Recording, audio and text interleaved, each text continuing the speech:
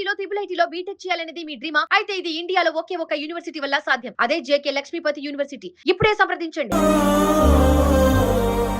ఎలా ఉంటుంది మదర్కి సన్కి బాండింగ్ అసలుకి? ఇప్పుడు కూడా ఒళ్ళు కూర్చుంటాడు, ఆవిడ కన్నా కన్నా అంటూ ఉంటారు అనమాట. పిలిచి పిలిచి ముద్దు పెట్టుకొని మాట్లాడుతూ ఉంటారు.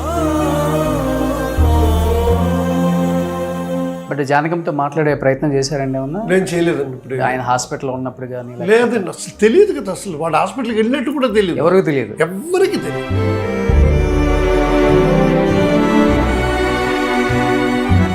కానీ నిజంగా జానకి గారిని తలుచుకుంటుంటే ప్రతి ఒక్కరికి బాధ అనిపిస్తుంది ఈ టైంలో. ఇక పైన ఎవరు చూసుకుంటారు? అవును, ఎవ్వరు లేరండి.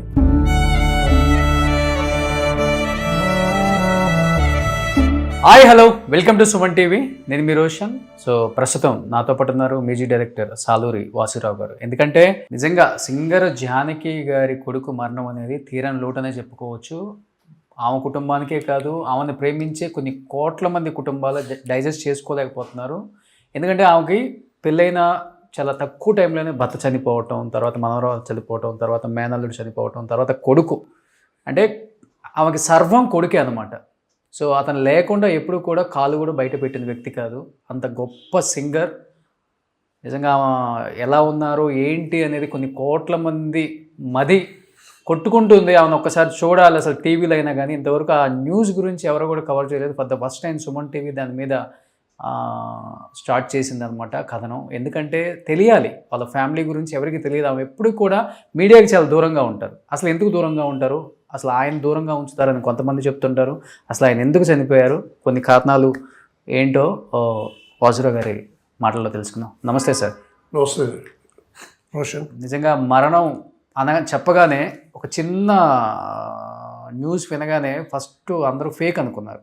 ఎందుకంటే ఈ మధ్య సహజమైపోయింది ఫేక్ మరణాలు. అందరికి ఫోటోలు పెట్టి దండలు వేసేయటం కామన్ అయిపోయింది. కాబట్టి నిజం కాదేమో అనుకున్నారు. నిజం కాకపోతే బాగుండు అనుకున్న టైంలోనే లేదు నిజంగానే చనిపోయారని ఒక మాట వినగానే షాక్ అయ్యాను నేను కూడా. ఎందుకంటే రీసెంట్ కాలంలో నేను మాట్లాడాను ఆయనతో కూడా. నేను ఒక్కోసారి వచ్చి జానకి ముందు కలవాలండి, చాలా ఇయర్స్ అయిపోయింది చూసామని. ప్రపంచానికి చాలా దూరంగా ఉంటున్నారు ఆమె రిటైర్ అయిన తర్వాత. మిగతా సింగర్స్ అన్నా కానీ ఏదైనా ఈవెంట్ ఉన్నప్పుడు, పెళ్ళిళ్ళ టైంలో, అవార్డ్స్ టైంలో కనిపిస్తున్నారు కానీ సుశీల గారు, ఎల్ఆర్ ఈశ్వరి గారు ఇలాంటి వ్యక్తులు. కానీ ఆ లెజెండరీ, ఆ మహానుభావురాలు కనిపించట్లేదు. ఎందుకు అని తెలుసుకోవాలనుకుంటున్నాను వచ్చి అని చెప్పేసి కూడా నేను చెప్తే రండి అన్నారు ఒకరోజు. తీరా చూస్తే ఈ న్యూస్. ఏంటి సార్ అసలు మీకు ఎప్పటి నుంచి ఆయనతో పరిచయం ఉంది, ఎందుకు ఇలా జరిగింది? అసలు విషయానికి వద్దాం. రోషన్ అనే వ్యక్తి ఫోన్ చేయకపోతే నాకు అసలు తెలియదు. నేను రికార్డింగ్లో ఉన్నాను అనమాట. ఇది Shri Venkateswara recording project TTD వాళ్ళది జరుగుతుంది. అక్కడ రికార్డింగ్లో ఉన్నాను.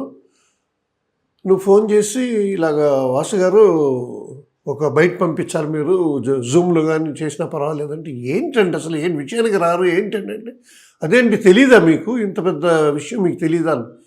నేనేమనుకున్నాను, జానకి అనగానే జానకి గారేమో అనుకుని అక్కడే నాకు ఒకలాగా అయిపోయింది అనమాట. కాదు సార్, జానకి గారు అబ్బాయి కృష్ణ గారు పోయారు, మురళీకృష్ణ పోయారు అంటే షాక్ అయిపోయాను నేను. దాంతో ఇంకే రికార్డింగ్ చేస్తాను. చిన్నప్పటి నుంచి ఫ్రెండ్స్ మేము, మాకు బాగా ఫ్యామిలీ ఫ్రెండ్స్. వాడిని కిట్టుని పిలుస్తాం మేము. ఇది మీరు అన్నట్టు మీరు చెప్పింది చాలా కరెక్ట్. జానకి గారికి అప్పుడప్పుడు మేము టక్కన ఫోన్ చేస్తాం, ఎందుకంటే స్క్రోలింగ్లో వస్తాయి జానకి గారు చచ్చిపోయారనేసి. తమిళ్ ఛానల్స్లో, తెలుగులో కూడా కొన్ని వస్తూ ఉంటాయి అనమాట. సడన్గా ఆవిడికి ఫోన్ చేస్తే వీడే తీస్తాడు. ఆవిడికి ఫోన్ ఆవిడ దగ్గర ఉండదు. మీరు అన్నట్టు సర్వం వాడే వాడికి. రాము గారు పోయిన తర్వాత, రాము గారు అంట, జానకి రాము వాళ్ళిద్దరు మొగుడు పెళ్ళాం. అప్పుడు వాసు పిచ్చోడా ఇలాగా ఆవిడ, నేను ఒక 70 సార్లు చచ్చిపోయాను, ఇది 71సారి. నేను ఎప్పుడు చచ్చిపోతాను కాచుకొని ఉన్నారనుకుంటాను, నేను చావకముందే చచ్చిపోయానని రాస్తూ ఉంటారు అందరూ అని ఆవిడ నవ్వుతూ చెప్పిందనమాట. సరే తర్వాత వాళ్ళని అడిగాను, ఏంట్రా అమ్మ ఇలాగా మాట్లాడుతున్నారు అది ఇది అని చెప్పాను. ఇప్పుడు వాడు పోయిన న్యూస్ రాగానే ఇంకా వైండప్ చేసేసి మిమ్మల్ని వచ్చేమన్నాను నేను. లేకపోతే మేము మిగతా ఎవరైనా అయితే జూమ్లోనే మాట్లాడేస్తాను అనేవాడిని. లేదు రోషన్, నువ్వు చాలా బాగా చేస్తావు, ఇంకా బాగా ఎదురుగా కూర్చుంటే ఇంకా చాలా విషయాలు జానకమ్మ గురించి, వాళ్ళ ఫ్యామిలీ గురించి అన్నీ మనం చెప్పుకోవచ్చు. తెలియదు అసలు వాళ్ళ ఫ్యామిలీ చాలా తెలియదు. దానికి కారణం ఆవిడేనండి. ఆవిడ ఎక్కువ ఎవరితో మూవ్ అవ్వలేదు. సడన్గా ఆవిడ ఏంటంటే ఇప్పుడు ఎక్కడ ఉంటున్నారో ఎవరికి తెలియదు. ఫస్ట్ నుంచి కూడా అంతేనా సార్? లేదండి, మొదట్లో చెన్నైలో ఉండేటప్పుడు మేము మాటి కలిసేవాళ్ళం. Very big house. అలాంటి ఆవిడకి ఉన్నంత పెద్ద ఇల్లు ఇండియాలో ఏ సింగర్కి లేదు. ఓకే, ఇండియాలో ఏ సింగర్కి లేదు. పెద్ద విల్లా అనమాట. వీళ్ళు ఉండేది ఇద్దరు. భర్త మామూలు ఒక ఇంట్లో టీనగర్లో, చెన్నైలో టీనగర్లో ఉన్న ఇంట్లో ఉన్నప్పుడే పోయారు. సారీ, సీతమ్మ కాలనీ అని ఆల్వార్పేట. మీరు మా ఇంటికి వచ్చారు కదా, మాకు ప్యారల్ స్ట్రీట్స్, 3 ప్యారల్ స్ట్రీట్లో దీంట్లో జానకమ్మ ఉండేవారు. ఆవిడ కచేరీలకంతా మేము వెళ్ళేవాళ్ళం, అక్కడ రిహర్సల్స్. అలాగా అప్పుడు ఇతను ఏంటంటే ఆడిటర్, సిఏ చేశాడు. సిఏ చేసి ఆడిటింగ్ సిఏ అంతా ఫినిష్ చేశాడు. అమ్మ వాళ్ళ నాన్నగారు బతుకున్నంత వరకు వాళ్ళ అమ్మకి వాడికి సంబంధం లేదు. అంటే వాడి పనులు వాడు చేసుకుంటూ ఉండేవాడు. రాము గారే కూడా ఎక్కడ రికార్డింగ్కి వెళ్ళినా కూడా రాము గారే వస్తూ ఉంటారు. అయినా ఉండేవారు. అయినా కొంచెం ఎర్లీగానే పోయారు. మరి అంత ఇది కాదు. వీడి పెళ్ళంతా చూశారు, కిట్టు పెళ్ళంతా చూశారు, మురళీకృష్ణ మ్యారేజ్ అంతా చూశారు. ఆ అమ్మాయిని కూడా వాళ్ళు వద్దనుకున్నారు మొదట్లో. తర్వాత ఉమా డ్యాన్సర్ అది ఇది అనగానే, అమ్మ నాకు మురళీకృష్ణ కాదు, నేను జానకమ్మ గారి కోడలు అవ్వాలి నేను, అది ఇది నా అమ్మాయి ప్రాధాన్యపెడితే అప్పుడు మురళీకృష్ణ వాడు లైక్ చేసి, నో ఉమా విల్ మ్యారీ, మనం పెళ్లి చేసుకుందాం అనగానే చాలా గ్రాండ్గా చేశారు. బిడ్డ పుడితే కూడా కడుపులో ఉన్నప్పుడే పేరు పెట్టేశారు. మగవాడైతే ఒక రాగం పేరు, అమ్మాయి అయితే అమృతవర్షిణి. నాకు మనవరాలు పుడితే అమృతవర్షిణి అన్నారు. అదేలాగా ఆ పాపకి అమృతవర్షిణి అని పేరు పెట్టారు. చాలా కాలం అన్నీ బాగా జరుగుతూ ఉన్నాయి. తర్వాత అక్కడ ఈసీఆర్ రోడ్ అంటే అది చాలా ఫేమస్ అనమాట. పెద్ద హీరోలు, హీరోయిన్లు, పెద్ద ఇండస్ట్రియలిస్టులు అలాంటి వాళ్ళు ఉంటారు. మహాబలిపురంకి ప్యారలల్ రోడ్, ఈసీఆర్ రోడ్ అంటే అందరికీ తెలుసు. అక్కడ చాలా పెద్ద విల్లా ఉండేది. ఆవిడ అక్కడ నాకు మెడ్రాస్ నచ్చలేదు, మన హైదరాబాద్కి వెళ్ళిపోదాం అని ఆల్ ఆఫ్ ఎ సడన్ తప్పని అనుకుని అమ్మేసింది. అప్పట్లో 25 years క్రితం 3-4 crores అమ్మేశారనమాట. ఇప్పుడు అది ఎన్నో, దానికి 10 ఇంతలు పైన అయి ఉంటుంది, ఒక 50 కోట్లు అయి ఉంటుంది. తీసుకొని ఇక్కడ శంషాబాద్ దగ్గర అక్కడ ఒక విల్లా తీసుకున్నారు. అక్కడ కూడా చాలా పెద్దది. ఇక్కడే ఉంటున్నారనమాట. ఎయిర్పోర్ట్కి వెళ్తావు, ఎన్నిసార్లు ఎయిర్పోర్ట్ దిగుతావు, అక్కడే కదా మా ఇల్లు, నువ్వు రావు అంటే వస్తానమ్మా అని. లాస్ట్ మంత్ ఫోన్ చేశాడు సార్.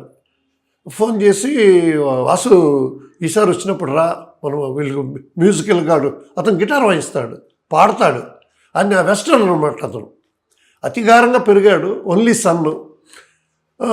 అసలు బాధ్యతలు అంటే ఏంటో తెలియదు మొదట్లో. రాము గారు పోయిన తర్వాత టోటల్ జానకి గారిని తల్లిలాగా, ఒక బిడ్డలాగా అతనే చూసుకుంటూ వచ్చాడు అనమాట ఇంతకాలం. ఒక 4-5 years, మన కరోనాకు ముందు అతనికి హెల్త్ ఇష్యూస్ వచ్చినాయి. ఎంతో కొంచెం చాలా కాంప్లికేటెడ్ ఎంత అయిందనమాట. తర్వాత చాలా బాగా అయిపోయాడు, రికవరీ అయ్యి మళ్ళీ బాగానే ఉన్నారు. రికవరీ అయిపోయి ఇంతవరకు బాగున్నాడు, మొన్న వరకు బాగున్నాడు. నాకు మొన్న ఒక last month, if I'm correct, Tanikella Bharani garu phone చేశారు. సార్ జానకి గారు నెంబర్ ఉందా మీ దగ్గర? ఉంది సార్, జానకి గారికి ఉండదు, వాళ్ళ అబ్బాయిది ఉంది, బట్ మీరు ఎవరు మాట్లాడలేరు, ఆవిడ ఎవరితో మాట్లాడదు అంటే. లేదు, నాకు ఒక ఇన్ఫర్మేషన్ కావాలి అంటే, లేదు వాడు నాకు బాగా చనువు ఉందండి నాకు జానకి గారితో, వాళ్ళ అబ్బాయితో, నేను మీ గురించి చెప్పి మీరు ఫోన్ చేస్తారు, అటెండ్ చెయ్యి, భరణి గారు చాలా ముఖ్యంగా మాట్లాడాలంటున్నారు అనగానే, నేను చాలా కాలంగా వాడు ఫోన్ తీయట్లే, మొన్న ఆ రోజు చేస్తే తీసి కాసేపు అలా ఇలా మాట్లాడుకొని, కిట్టు ఇలాగా తనికెళ్ళ భరణి గారు, అయ్యో తెలుసే, నాకెందుకు తెలియదు, అదే ఆయన నీతో ఏదో ఒక 2 minutes మాట్లాడాలంట, అమ్మగారు అపాయింట్మెంటా లేకపోతే ఏదో మీరు చూసుకోండి, నాకు మిగతా విషయాలు వద్దు అంటే, చేయమను వాసు, నేను మాట్లాడతాను అన్నాడు. వెంటనే నేను భరణి గారికి ఫోన్ చేసి, వాడి పేరు కిట్టు అండి, మీరు ఫోన్ చేసి మాట్లాడండి అని చెప్పాను. ఆయన ఫోన్ చేశారో మాట్లాడారు. తర్వాత ఏమైందని తెలియదు. నేను ఈ మంత్లో నేను ఒక్కడినే వెళ్దామంటే మా మిస్సెస్ నేను కూడా వస్తాను, అమ్మ దగ్గరికి వెళ్ళాలి అనింది. అదే జానకమ్మ దగ్గరికి.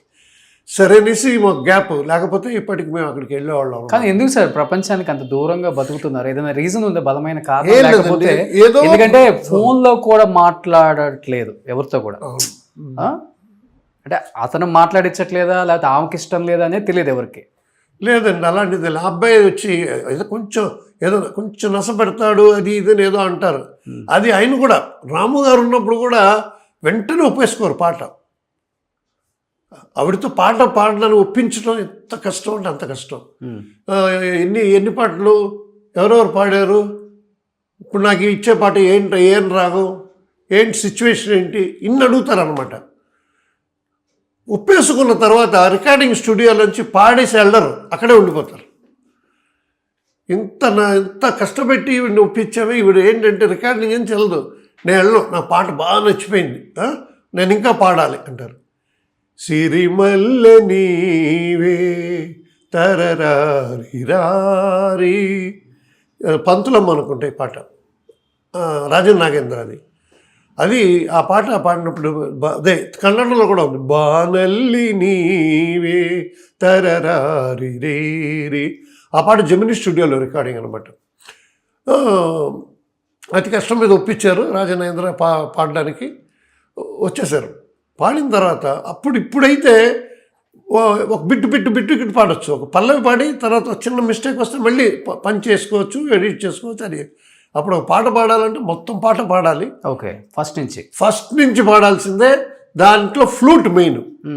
ఆ పాట కావాలంటే మీరు ఈ సిచ్యువేషన్లో తర్వాత కూడా ఆ పాట వేయచ్చు మీరు, అంత హిట్ సాంగ్ అది సిరిమల్లె నీవే. ఆ పాటలో ఫ్లూట్ మెయిన్ అనమాట. 16 సార్లు తీశారు సార్. 16 సార్లు తర్వాత ఈయన రాజన్ నాగేంద్ర వాళ్ళంతగా మీద పర్ఫెక్షన్ చూస్తారు. లేదు ఇంకొకటి చూద్దాం మనం అని మళ్ళీ 17 సార్లు తీశారు సార్, వాయించారు. బాలు గారు పాడుతున్నారు. అప్పుడు బాలు ఎక్కువ మాట్లాడేవాడు కాదు, జానకి గారు అంతా చదువు కొంచెం మామూలుగానే వాడు వచ్చే గమ్మునుండేవాడు అనమాట. అతను పాడుతున్నాడు. 17 సార్లు అయిపోయింది సార్. 17సారి అయిపోయిన తర్వాత ఓకే అనుకున్న టైంకి జానకమ్మ వాళ్ళ కోసం ఇన్ని స్టేకులు తీశారు, నాకు ఒక్క చోట చిన్న ఒక ఐడియా అప్పుడు వచ్చింది, నేను ఇంకో టేక్ తీయండి అని. సరే నీ పాట అవ్వగానే బాలు ఓకే అనేసాడు, బాలు అనేసాడు. ఓకే ప్యాకప్ అనేసి అప్పుడు చెప్పాడు అనమాట హాల్లో. అప్పుడు అమ్మా సార్ రాజనేంద్ర గారు సారీ, ఇంకొక టేక్ మీరు తీశారంటే ఆ ఫ్లూటిస్ట్ హార్ట్ అటాక్ వచ్చి చచ్చిపోతాడండి. 18 సార్లు 5 నిమిషాల పాట, అన్ని సార్లు ఎలా వాయిస్తారు సార్ ఫ్లూటు అంటే అప్పుడు లేవు కదా. ఇప్పుడైతే మళ్ళీ వాయించుకోవచ్చు ఫ్లూట్, ఎన్నిసార్లైనా ఎక్కడి నుంచైనా వాయించుకోవచ్చు. ఇంట్లో కూర్చోబెట్టి వాయించి పంపించేస్తున్నారు ఇప్పుడు మా అందరికీ. సితార్ కానీ, వీణ కానీ, ఫ్లూట్ కానీ, పాడేవాళ్ళు కానీ మేము వాట్సాప్లో నేర్పించేసి పంపించేస్తే వాళ్ళు పాడి పంపించేస్తున్నారు.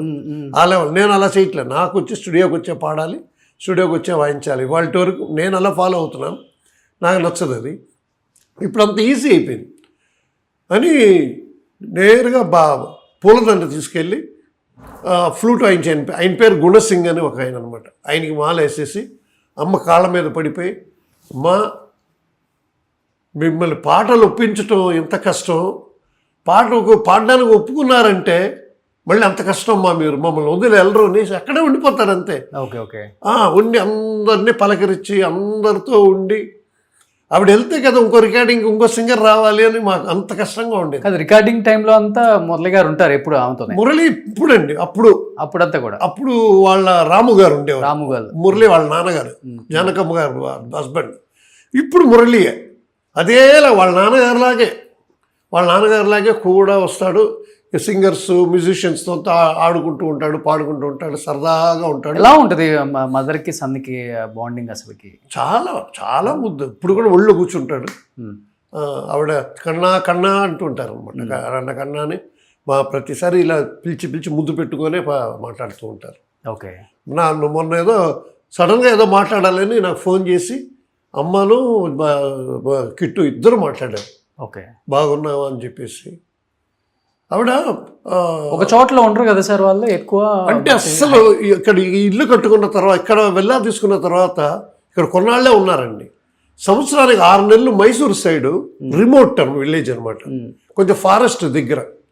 అక్కడికి వెళ్ళిపోయి లోన్లీగా. ఆ మధ్య ఫ్రాక్చర్ కూడా అయింది, మీ టీవీలో కూడా వచ్చింది, నేను చూశాను. అది ఫ్రాక్చర్ అయిందని చెప్పేసి అప్పుడు కూడా అక్కడే అక్కడ తీసుకెళ్ళి రెస్ట్కి తీసుకెళ్ళిపోయాడు. ఆ చోటు నచ్చిపోయింది ఆవిడికి. తర్వాత వైజాగ్లో ఒక 3 months ఉంటారు వెళ్ళి. 9 months away from Hyderabad. Okay, నాకు తెలిసిన ఫస్ట్ నుంచి అలా అలవాటు. ఫస్ట్ నుంచి కాదండి, ఈ మధ్య అండి హైదరాబాద్ షిఫ్ట్ అయినప్పటి నుంచి ఓకే ఒక 10 సంవత్సరాలుగా అనొచ్చు. ఓకే 10 సంవత్సరాలు. కానీ ఇప్పుడు మురళి గారికి పెళ్ళి అయిన తర్వాత కొన్ని ఇయర్స్ ఉన్నారా కలిసి? చాలా పెళ్ళి అయిపోయాయి. ఇద్దరు ఇద్దరు పిల్లలకి పెళ్లి చేశారు. తర్వాత చిన్న వాళ్ళకి ఏదో ఇది వచ్చేసి ఆ అమ్మాయి ఏం చేసింది, ఏం పేరు ఏం చెప్పారు, ఉమా కృష్ణ అనేవాడిని నేను. చాలా ఫ్రెండ్లీగా ఉండేవారు. ఇద్దరికి కొంచెం చిన్న ఏజ్లోనే పెళ్లి చేశారు. చాలా జోవియల్గా జాలీగా ఉండేవారు అనమాట. ఆవిడ తమిళ అమ్మాయి. తర్వాత తెలుగు వచ్చేసింది, మన దగ్గరకు వచ్చింది కదా. తెలుగు అంటే బాగా మాట్లాడేది. ఏదో వచ్చి ఓపెన్గా వాళ్ళ అత్తగారి దగ్గర చెప్పేసి నేను అక్కడ డ్యాన్స్ స్కూల్ పెట్టుకుంది ఆ అమ్మాయి. కూచిపూడి డ్యాన్స్ స్కూల్ అకాడమీ పెట్టింది. అక్కడ ఎవరో ఒక డాన్సర్స్ వాళ్ళతో ఉంటూ వాళ్ళతో పరిచయం అయ్యి ఓపెన్గా చెప్పేసింది, నేను వాడిని పెళ్లి చేసుకుందాం అనుకుంటున్నానంటే బాగా ఆలోచించి చెప్పు అన్నారు జానకమ్మ గారు. తర్వాత ఒప్పుకున్నారు. తర్వాత అమ్మాయికి సెటిల్మెంట్ కూడా చేసింది అమ్మ జానకమ్మ. అమ్మాయికి ఇవ్వాల్సిన సెటిల్మెంట్ చేసే పంపించారు. ఓకే, హ్యాపీగా వెళ్ళింది. ఇప్పుడు నేను ఆవిడ ఎక్కడున్నదో తెలియదు, ఎక్కడికి వెళ్ళి చూడాలో తెలియదు. కానీ మనవరాలు టచ్లో ఉన్నారు. ఒక మనవరాలు చనిపోయింది, ఒక మనవరాలు యాక్సిడెంట్లో పోయిందని చెప్పారు. ఒక మనవరాలు ఉందండి. ఓకే ఉంది. కానీ ఇంకా కిట్టు గారు అండ్ జానకి గారే వాళ్ళిద్దరే. వాళ్ళకి ఎవరంటే మొత్తం ఫాన్స్, అభిమానులు చూసుకుంటున్నారు. వాళ్ళు అభిమానుల దగ్గర ఉంటుంది ఆవిడ, అంతే. కానీ ఎందుకు సార్ జానకి గారికి పెద్దగా ఈవెంట్స్కి తర్వాత రిటైర్డ్ అయిపోయిన తర్వాత కూడా హైదరాబాద్లో ఏ అవార్డు ఫంక్షన్కి కూడా రారు, ఇన్వైట్ చేసినా రారు. ఆమెకి పద్మభూషణ్ పద్మశ్రీ ఇచ్చే టైంలో కూడా వద్దని ఆమె రిజెక్ట్ చేశారు. పద్మశ్రీ వద్దని ఎప్పుడో చెప్పేశారు. నేను డబ్బులు ఇచ్చి చేసి పాటలు పాడాను, నేను ఫ్రీగా చేసింది కాదు కదా అని ఆమె స్టేట్మెంట్ ఇచ్చారు. అంటే అది కాదు మెయిన్గా ఆవిడకి. ఆవిడ అంత పెద్ద నీలీల పాడేది వేళ ఉంది. ఆ పాట పాడిన తర్వాత అప్పుడే ఇచ్చేవాళ్ళు ఆవిడకి. ఆ పాటలో ఎవరు పాడలేరు. ఓకే, అలాంటి పాట పాడిన ఆవిడకి ఇవ్వకుండా తర్వాత జూనియర్లకంతా ఇచ్చారు. తర్వాత ఆవిడకి ఇచ్చినప్పుడు ఇప్పుడు ఇంత అర్థయ్యి నాకు ఇప్పుడు ఇచ్చే, నాకు ఎప్పుడో రావాల్సింది, అప్పుడు ఇవ్వలేదు, ఇప్పుడే గుర్తొచ్చానా నేను. I don't need your award అని చెప్పేసింది, గవర్నమెంట్కి చెప్పేసింది. ఓకే ఓకే, చాలా ఫ్రాంక్గా మాట్లాడతారు. బట్ కిట్టు గారు ఏంటి వ్యక్తిగతంగా ఎలా ఉంటారు అసలు, ఏంటి ఏం బిజినెస్ చాలా మంచివాడు. ఇదండి చార్టర్డ్ అకౌంటెంట్. ఇప్పుడు అది పని లేదు, వాళ్ళ అమ్మగారితోనే ఉంటాడు. స్టైలిష్గా ఉంటారు, హెయిర్ పెంచుతాడు, మోడర్న్గా ఉంటాడు. చాలా మంచివాడు. చాలా పెద్దలంటే మర్యాద అన్నీ ఉంటుంది. కొంచెం వాళ్ళ అమ్మ ఇన్ఫ్లుయెన్స్ వాడికి కూడా వచ్చింది. తర్వాత కొన్నాళ్ళు మాకు వాట్సాప్ గ్రూప్ ఉంది, ఇప్పుడు కూడా ఆ నెంబర్ ఉంది నా దగ్గర. నేను మొన్న పంపించాను, జానకమ్మ ఒక దేవుడి మీద పాడిన పాట ఒకటి వచ్చిందనమాట, చాలా బాగుందని 4 days బ్యాక్ నేను మెసేజ్ పంపించాను. నాకు రిప్లై రాలే. ఎందుకు వీడు మళ్ళీ తిక్కపెట్టిందా, వీడు ఎందుకు నాకు మెసేజ్ రిప్లై చేయలేదు అని అనుకుంటూ ఉన్నాను. షాక్ అనమాట మీరు చెప్పగానే నాకు. బట్ జానకంతో మాట్లాడే ప్రయత్నం చేశారండి ఏమన్నా? నేను చేయలేదండి. ఇప్పుడు ఆయన హాస్పిటల్లో ఉన్నప్పుడు కానీ లేదండి, అసలు తెలియదు కదా. అసలు వాడు హాస్పిటల్కి వెళ్ళినట్టు కూడా తెలియదు, ఎవరికి తెలియదు, ఎవరికి తెలియదు. వాళ్ళు తెలుస్తే వాళ్ళ ఫాన్స్ ఉంటారు కదా, ఆ వాళ్ళకే తెలుస్తుంది. ఓకే, ఇంకెవరితో ఇండస్ట్రీలో ఎవరితో టచ్లో లేరు. ఓకే, ఆవిడ బాలుగారు చెప్తారు కదా సార్, బాలుగారు అంటారు మాతో అంతా అన్నాడు. ఆయన ఏ రివ్యూల్లో అన్నాడో లేదో తెలియదు, ఇంటర్వ్యూస్లో చెప్పాడో లేదో. నేను ఇంత బాగా పాడగలుగుతున్నానంటే జానక్ గారు, సుశీల్ గారు. నాకు జానక్ గారే ఇప్పుడు మ్యూజిక్ డైరెక్టర్ నేర్పిస్తాడు పాట. ఒక పాట ఉందనుకోండి, మ్యూజిక్ డైరెక్టర్ ఇలా పాడాలి, ఈ పాట ఇలాగని ట్యూన్ చెప్తాడు. ట్యూన్ పాడుతున్నప్పుడు బాలు ఏ అంటారు, బాలు ఈ చోట ఈ సంగతి ఆ సంగతి అని నేర్పించారు జానక్ గారు. ఓకే, ఆయన ఇప్పుడు నాకు ఎన్నోసార్లు చెప్పాడు. ఆయన వచ్చి చిత్రా గారికి నేర్పించాడు. ఓకే, ఇవాళ చిత్రా గారు పాడుతున్నప్పుడు అది ఒకటే అంటుంది, మా గురువు అయిన బాలు జయదాస్ గారే తీసుకొచ్చారు ఫీల్డ్కి చిత్రాన్ని. బాలు గారు జానకమ్మ గారి దగ్గర నేర్చుకున్నవన్నీ చిత్రాకి నేర్పించాడు. ఓకే, అలాగనమాట. బట్ మురళి గారు ఎప్పుడు సింగింగ్ సైడ్ రాలేదు అసలు? లేదు. గిటారు ఇంట్లో వాడికి, వాళ్ళ ఇంట్లో చిన్న స్టూడియో అలా కట్టుకున్నాడు, ఇంట్లో వాయిస్తూ ఉంటాడు గిటార్ పెట్టుకొని. ఆయన అంతా రాక్ స్టైల్ అనమాట, వెస్టర్న్ స్టైల్. ఇప్పుడు ఇప్పుడు వాళ్ళకంటూ ఏదన్నా అంటే ఇప్పుడు ఎవరివైనా కానీ రిటైర్డ్ అయిపోయిన తర్వాత 10 మందితో మాట్లాడాలి, 10 మందితో కలిసి ఉండాలి, షేర్ చేసుకోవాలి, ఆ ఓల్డ్ అంటే గోల్డెన్ డేస్ గురించి అనేది ఉంటుంది. అంటే వాళ్ళిద్దరూ ఎందుకని సార్ బాహ్య ప్రపంచానికి దూరంగా అట్లా ఎప్పుడన్నా కిట్ గారిని అడగటం కానీ మీరు చెప్పడం కానీ జరిగింది? నేను అడిగాను, ఏంట్రా అజ్ఞాత వాసులాగా మీరు ఏంట్రా మీరు చేస్తున్నదంటే, వాసు ఇలాగే ఇదే అతని బాడీ లాంగ్వేజ్, అతని మా యాక్సెంట్ ఇలా ఉంటుంది. వాసు నువ్వు భలేవాడివి, మేము హాయిగా ఉన్నాం, మాకు ఇదే నచ్చింది. వాళ్ళన్నీ అంతే. ఆయన మీద జోక్ కూడా ఉంది. ఈ టైంలో జోక్ మాట్లాడకూడదు. జీకే వెంకటేష్ గారు మ్యూజిక్ డైరెక్టర్, ఒక వేణువు వినిపించగా, ఆ పాటకి మ్యూజిక్ డైరెక్టర్ జీకే వెంకటేష్ గారు, గొప్ప సంగీత దర్శకుడు. ఆయన అందరు మామూలు ఒరే రాము గారిని, జానకి గారు హస్బెండ్ని, రే రాము రారా అని. ఒకసారి అయితే రాము గారు ఏం చేశారు, వెంకటేష్ డిసెంబర్లో 10 తర్వాత పెట్టుకో రికార్డింగ్, మాకు వాయిస్ ఓపెన్ అవ్వదు అన్నాడు. ఆయన ఆలోచించి ఏమన్నావు, మీకు వాయిస్ ఓపెన్, నీకేంది వాయిస్ ఓపెన్ అయ్యేది, నువ్వు ఆ పాడుతున్నావు, జానకి గారు కదా పాడేది, ఆవిడికి వాయిస్ ఓపెన్ అవ్వాలి. అలాగా అని జోక్ చేసేవాడు అనమాట. అలాగా ఒక పెక్యులర్ అదే ఇది వీడికి వచ్చిందనమాట. వాళ్ళ నాన్నగారులాగే మేనరిజము, మాట్లాడేదంతా అలాగే ఉంటాడు. ఎవరితో గొడవలు వేసుకోరు, ఏం చేయరనమాట.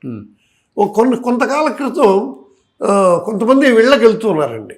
మా ఇంటికి కూడా వచ్చే ఇది కూడా ఉంది, యాక్చువల్గా రావాలి మా ఇంటికి.